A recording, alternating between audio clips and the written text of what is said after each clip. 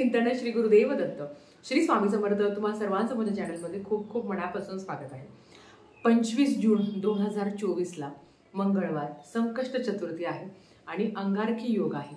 आपल्याला माहिती आहे जेव्हा संकष्ट चतुर्थी मंगळवारी येते तेव्हा त्यावेळेस अंगारकी योग मानला जातो आणि 2024ची ही पहिलीच अंगारकी चतुर्थी आहे. खरं तर वर्षातून दोनदा अंगारकी योग येतात आणि मागच्या वर्षी अंगारकी योग नव्हता. ह्या वर्षी आपल्याला सुरुवातीलाच अंगारकी योग आहे, म्हणजे अगदी जूनमध्येच अंगारकी योग आलेला आहे 25 तारखेला. सगळ्यात महत्त्वाचं, दर महिन्यात 2 चतुर्थी असतात. जी कृष्ण पक्षातली चतुर्थी असते त्याला संकष्ट चतुर्थी म्हटलं जातं आणि जी शुक्ल पक्षातली चतुर्थी असते त्याला विनायक चतुर्थी म्हटलं जातं. आता आपण संकष्ट चतुर्थी म्हटलं तर आपल्या सगळ्या गणपती भक्तांसाठी अतिशय महत्त्वाचा दिवस मानला जातो. या दिवशी गणपती बाप्पांची आराधना करण्याची, पूजा करण्याचा सगळ्यात महत्त्वाचा दिवस मानला जातो. या वर्षी सुद्धा अंगारकी योग 25 तारखेला आलेला आहे. तर ह्या दिवशी गणपती बाप्पाची पूजा केल्याने कुंडलिकेतील जे काही दोष असेल ते कमी होतात. गणपती बाप्पा विघ्नहर्ता आहे, बुद्धीचा देवता आहे. आपल्याला माहिती आहे संकष्ट चतुर्थीला म्हणजे जेव्हा अंगारकी चतुर्थी येते, अंगारकी चतुर्थी जरी धरलं तर 12 चतुर्थी केल्याचं फळ आपल्याला मिळत असतं.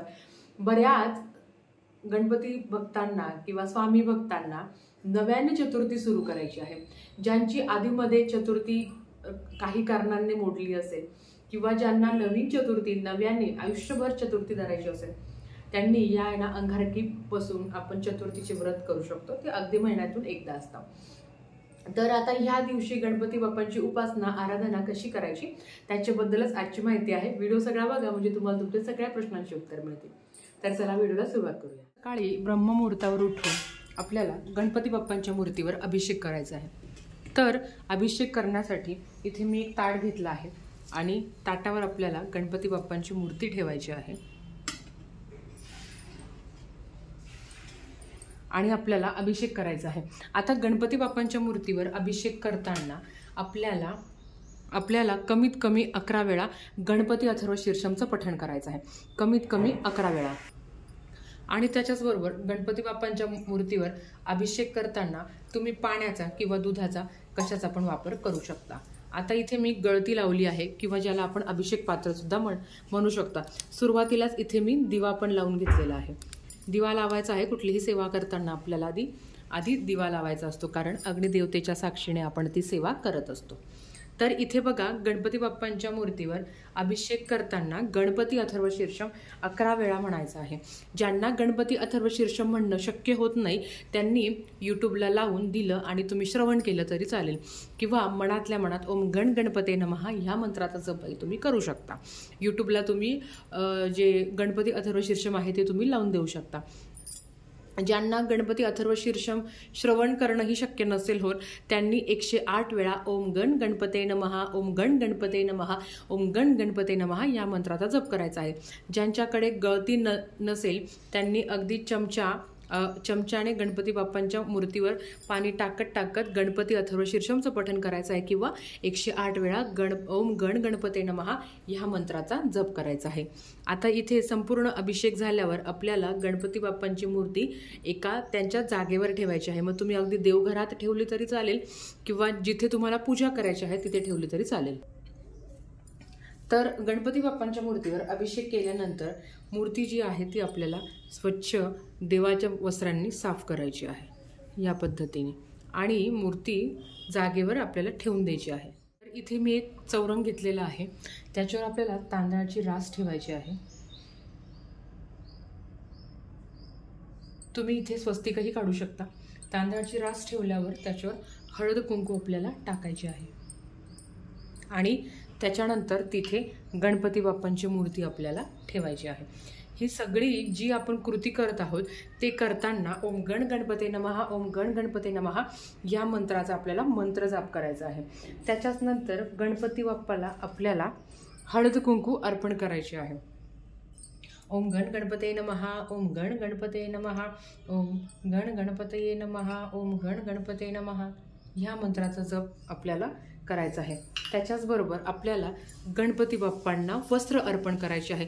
तुम्ही जानव जोडसुद्धा अर्पण करू शकता तुमच्याकडे असेल तर, नसेल तर राहू द्या। आता इथे मी गणपती बाप्पांना वस्त्र अर्पण करते।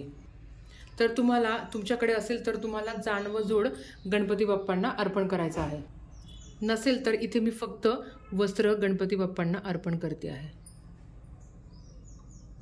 या पद्धतीने वस्त्र अर्पण केल्यानंतर गणपती बाप्पांची आवडीची फुलं, लाल रंगाची फुलं तुम्हाला अर्पण करायची आहे। ओम गण गणपते नमः, ओम गण गणपते नमः, ओम गण गणपते नमः। आता माझ्याकडे नाहीये, पण तुम्ही लाल रंगाची फुलं अर्पण करू शकता। ओम गण गणपते नमः, ओम गण गणपते नमः। गणपती बाप्पांना जास्वंदाची फुलं अतिशय प्रिय आहे, म्हणून तुम्हाला लाल रंगाची फुलं गणपती बाप्पांना अर्पण करायची आहे। आता फूल अर्पण केल्यानंतर आपल्याला गणपती बाप्पांना दुर्वा अर्पण करायचा आहे। तुमच्याकडे एखादा हार असेल तर तुम्ही हार देखील गणपती बाप्पांना अर्पण करू शकता। आणि असं कुठलंच घर नाही आहे की ज्यांच्या घरात गणपती बाप्पांची मूर्ती नाही आहे, म्हणून प्रत्येकाने ह्या दिवशी गणपती बाप्पांच्या मूर्तीवर आपल्याला यथासांग अभिषेक करायचा आहे। आता मी इथे गणपती बाप्पांना गजरा लावून घेते आहे। ओम गण गणपते नमः, ओम गण गणपते नमः, ओम गण गणपते नमः। आणि त्याच्याचबरोबर गणपती बाप्पांना दुर्वा, जे अतिशय प्रिय आहे। आता फक्त मी तुम्हाला दुर्वा अर्पण करून दाखवते आहे, बाकीची सेवा मी तुम्हाला नंतर सांगेल। इथे दुर्वा अर्पण केली आहे। दुर्वा अर्पण केल्यानंतर आपल्याला गणपती बाप्पांना नैवेद्य दाखवायचा आहे। नैवेद्य अर्थात गुळ खोबऱ्याचा नैवेद्य आपल्याला गणपती बाप्पांना दाखवायचा असतो। आणि गणपती बाप्पांच्या नैवेद्यामध्ये आपल्याला माहिती आहे की आपल्याला त्याच्यात तुळस टाकायची नाही आहे, म्हणून तुळशी विरहित नैवेद्य आपल्याला गणपती बाप्पांना अर्पण करायचा आहे। ओम प्राणाय स्वाहा, ओम अपनाय स्वाहा, ओम ग्रहाय स्वाहा, ओम ब्रह्मणे अमृतत्वाय स्वाहा। या पद्धतीने नैवेद्य अर्पण केल्यानंतर घरात एखादं फळ असेल तर ते देखील तुम्ही गणपती बाप्पांना अर्पण करू शकता। हे झाल्यावर आता आपल्याला आरती करायची आहे। तर इथे आपल्याला दिवा लावून घ्यायचा आहे। तर घरात जी ज्योत आपण पेटवली असते ना, त्यानेच आपल्याला दिवा लावायचा असतो तुपाचा, लक्षात घ्या। तर इथे मी तुपाचा दिवा लावते आहे आरती करण्यासाठी। आपण ह्या दिवशी गणपती अथर्व शीर्षमचे जेवढे जास्त पाठ तुम्हाला करता येईल तेवढे तुम्हाला करायचे आहे। त्याच्याच बरोबर तुम्हाला गणपती अथर्व शीर्षम काही कारणांनी म्हणणं शक्य नसेल तर तुम्ही काय करू शकता, तर तुम्ही जे गणपती स्तोत्रम आहेत त्याचंही तुम्ही पठण करू शकता, हरकत नाही। तर इथे मी आपल्याला गणपती बाप्पांची आरती करून घ्यायची आहे। सुख करता दुःख हरता वार्ता विघ्नाची, नुरवी पूर्वी प्रेम कृपा जयाची, सर्वांगी सुंदर उटी शेंदुराची, कंठी झळके माण मुक्ता फळाची, जय देव जय मंगलमूर्ती ओ श्री राजमूर्ती, दर्शन मात्रे माण शरणेन मात्रे माण, कामना पूर्ती जय देव जय देव। तर इथे आरती करून झाली आहे। तर अतिशय साध्या पद्धतीने आपल्याला गणपती बाप्पांच्या मूर्तीचा अभिषेक करायचा आहे। कुठलाच खर्च नाही, पण सेवा जास्त महत्त्वाची आहे। आता सेवा म्हणायला गेलं तर चतुर्थीच्या दिवशी कमीत कमी 11 वेळा गणपती अथर्व शीर्षम म्हणावं, 10 वेळा फक्त गणपती अथर्व शीर्षम म्हणावं, 11व्या वेळी फलश्रुती आवर्जून पठण करावी। त्याच्याबरोबर ज्यांना गणपती बाप्पांचा अथर्व शीर्षम म्हणणं शक्य होणार नाही किंवा ज्यांना म्हणता येणार नाही, त्यांनी कमीत कमी 11 वेळा गणपती स्तोत्रमचं पठण करावं। गणपती स्तोत्रम तेवढंच महत्त्वाचं आहे।